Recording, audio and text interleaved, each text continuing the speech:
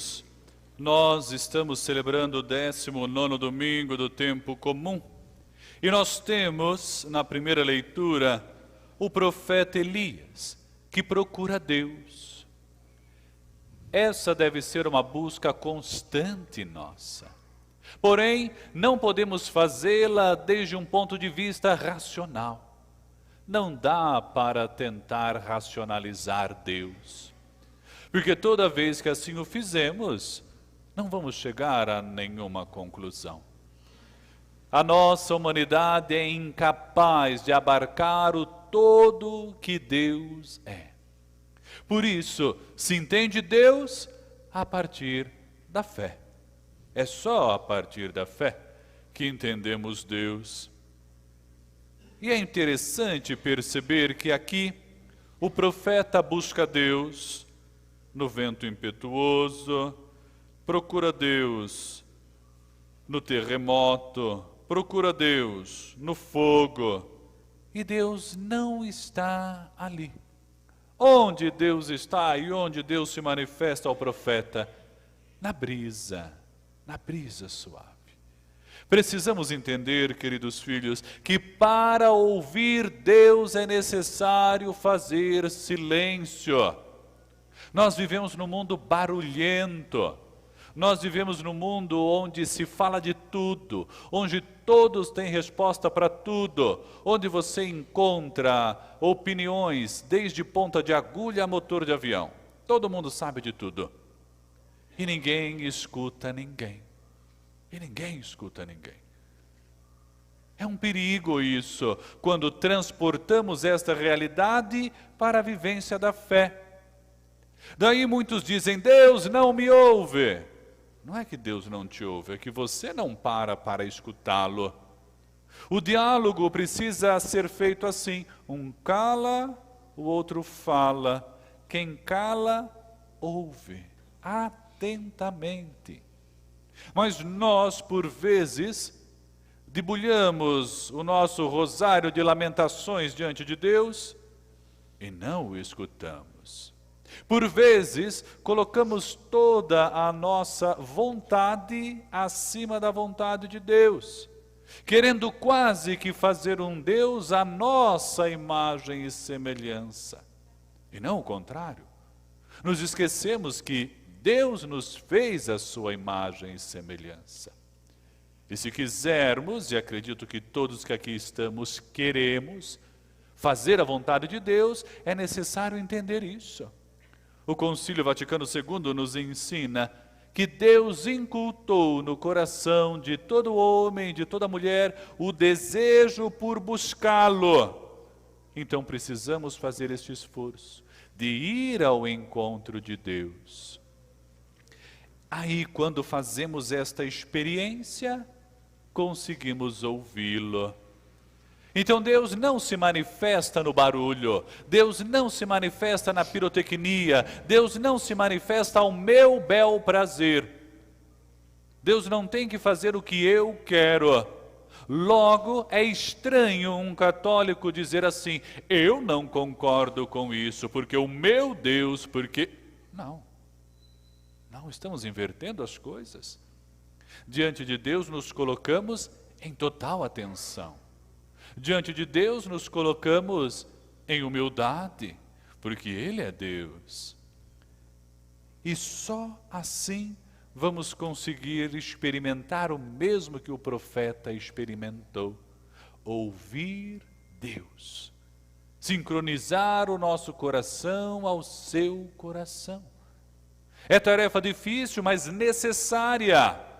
Senão vamos viver como aqueles que Deus não ouve a minha oração, mas não se esforça por entrar em contato com Ele. Na segunda leitura, nós vemos Paulo nos recordando que Cristo nos manifesta a beleza do Pai. Sim, São João Paulo II, em Eclésia de América, no número 71, diz: Jesus é o rosto divino do homem e o rosto humano de Deus. Ou seja, se quisermos, entrar nesta bonita dinâmica de ouvir Deus, é necessário estarmos em sintonia com Jesus. É Ele quem vai nos direcionar a essa intimidade. Depois nós vemos no Evangelho a figura de Pedro, uma figura tão interessante, né? Pedro nos representa. Por quê? Porque no ímpeto de querermos ir ao encontro do Senhor, nós não pensamos para falar. A boca age mais rápido. Senhor, se és tu que está andando na água, deixa eu ir. E a resposta de Jesus é interessante. Vem, vem. Mas Pedro é acovardado. Pedro sente medo. Pedro duvida. E por isso afunda. Afunda. Nós também, por vezes, no ímpeto da fé, queremos crer. Dizemos com a boca, eu creio. Dizemos com a boca, Senhor, cuida de mim. Mas não deixamos Ele cuidar. Não confiamos nele. Quando o vento vem, sentimos medo. Quando não é do jeito que a gente quer, duvida. Aí afunda. Mas Deus é misericordioso conosco. E quando afunda, Pedro grita, Senhor, salva-me. E Jesus lhe estende a mão e não permite que ele se afogue.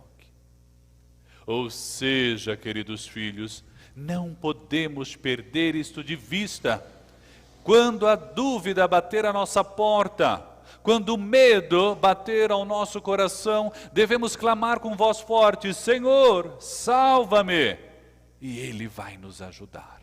Ele não vai deixar que nos afoguemos. Precisamos confiar nele. Porque olha o que ele vai dizer a Pedro, né? Ele vai dizer logo em seguida, homem fraco na fé, por que duvidastes? Então não duvidemos da poderosa ação de Deus. Confiemos nele. E hoje, na festa litúrgica de Santa Dulce, ela é exemplo de alguém que confiou em Deus. Quando olhamos os seus escritos, os seus diários, nós vemos que em nenhum momento ela duvidou da ação de Deus. Pelo contrário, ela era muito audaciosa na fé. Ela confiava que se Deus estava com ela, tudo daria certo. De que modo? Ela não sabia. De onde viriam os recursos para cuidar de tantos doentes, tantos pobres, para manter o hospital, para manter o asilo, para manter a escola, para manter tantas situações? Ela não sabia, mas ela sabia que Deus estava com ela, que Deus a ajudaria a encontrar os meios. E assim ela fazia.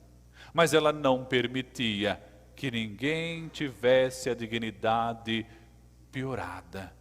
Porque batia à sua porta aqueles que já tiveram a sua dignidade de alguma maneira roubada, de alguma maneira prejudicada, fosse pela doença, fosse pelo abandono, fosse pela pobreza. E Dulce confiava em Deus. Sua confiança em Deus era tão bonita que, como grande devota de Santo Antônio, tinha brigas com Santo Antônio. Eram brigas bonitas de ver os relatos, né? A ponto de dizer, eu preciso, com Deus o senhor se vire. E acontecia, os santos são ousados, não? Os santos são ousados. Os pobres precisam. E acontecia. Por quê? Porque ela confiava em Deus e fazia a sua parte.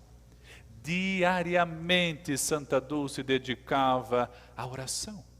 Sim, ela entendia que um coração que não está ligado ao coração de Deus, sente medo, treme, duvida. Mas um coração que está ligado a Deus é mais forte, é corajoso.